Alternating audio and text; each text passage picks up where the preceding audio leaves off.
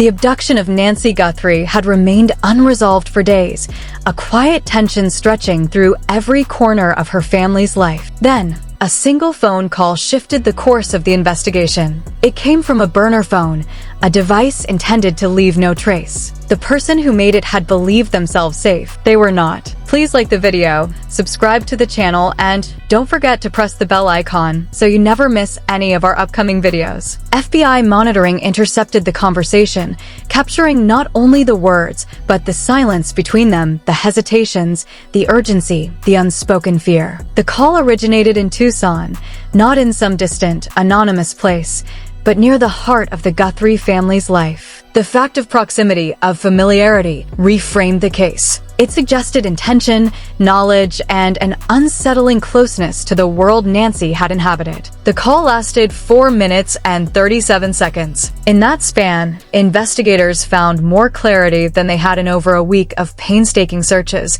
interviews, and analysis. The voice on the line carried strain, urgency, a tremor that spoke of panic rather than control. Details mentioned circumstances, routines, concerns, revealed a depth of awareness that only someone intimately involved could possess. Please like the video, subscribe to the channel, and don't forget to press the bell icon so you never miss any of our upcoming videos. The technological traces left behind were subtle yet telling. Metadata, tower connections, and device identifiers offered the first tangible threads leading back to a physical place. It was a reminder that even in a world of deliberate concealment, mistakes are inevitable, and the quiet persistence of observation can unravel them. This was not merely a call, it was a moment in which hidden patterns began to surface. The careful orchestration, the assumed invisibility of actions, the fragile confidence of those involved, all began to fracture under scrutiny. What had been abstract became concrete, the invisible threads of planning and connection laid bare,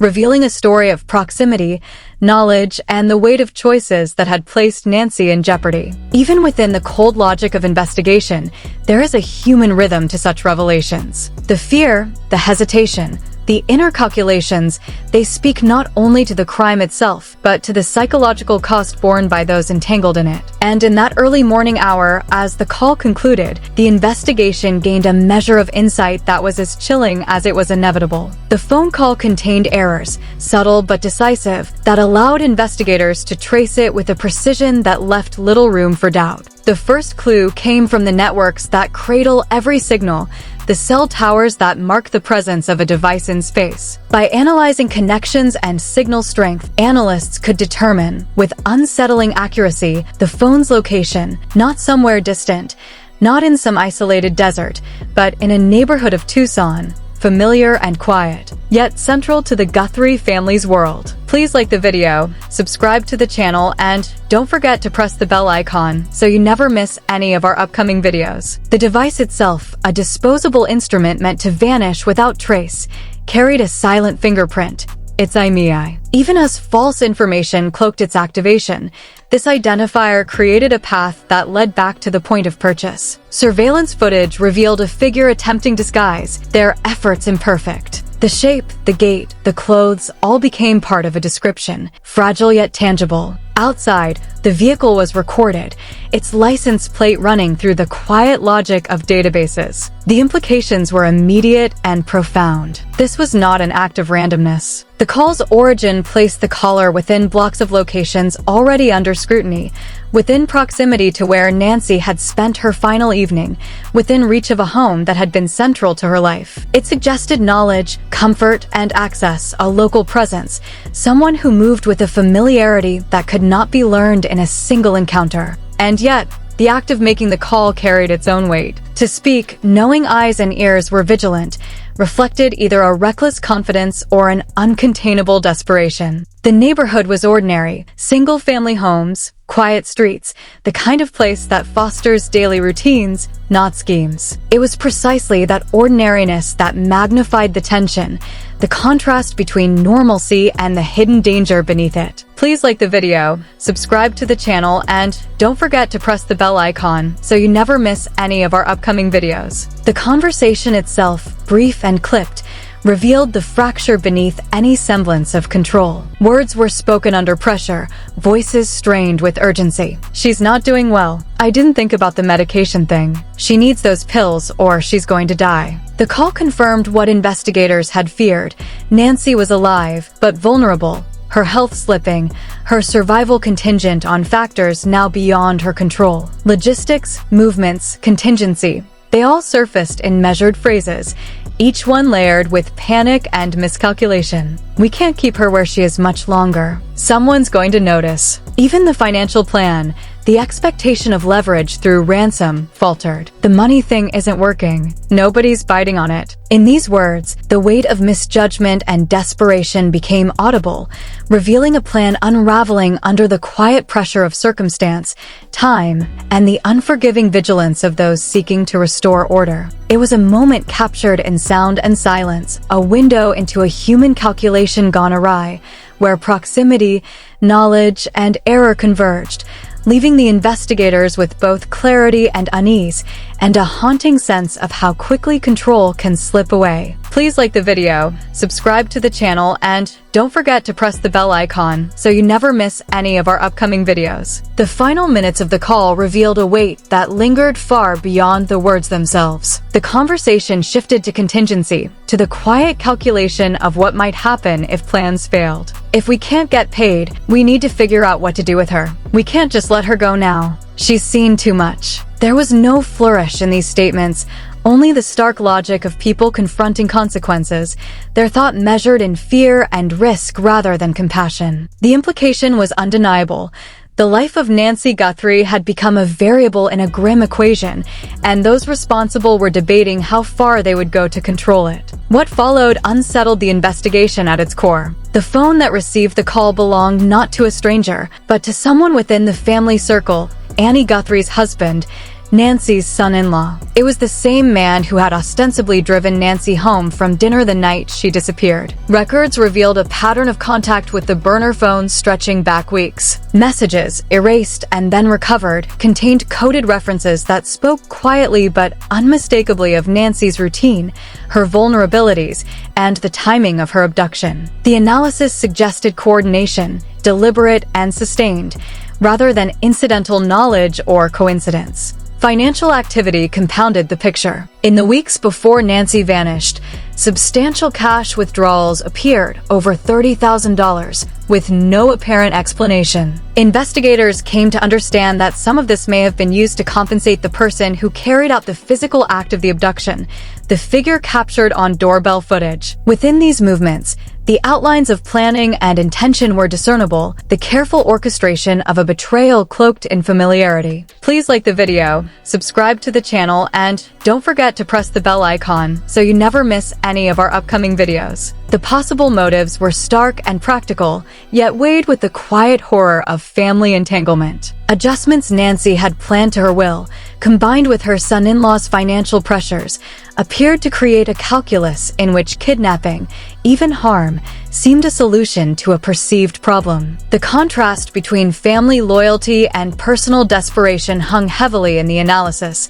The intersection of legacy, wealth, and moral compromise rendered in cold, human terms. Within 90 minutes of tracing the call, tactical teams prepared for simultaneous action. 2 locations were selected: the home of the son-in-law, shared with Annie, and a nearby property tied to the burner phone. At 4:15 a.m., SWAT entered. Doors were breached, commands issued, and the son-in-law taken into custody, disoriented, still in pajamas. Annie was removed as agents began the meticulous process of securing evidence, photographing rooms, and seizing devices and documents. The quiet domestic space had been transformed into the locus of investigation, its ordinary surfaces now holding the weight of extraordinary, painful realities. In those moments, the complexity of human connection, of trust and expectation, became tangible. Actions once hidden within the rhythm of family life were brought into the light, leaving behind a stillness that carried both the enormity of the betrayal and the lingering questions of consequence,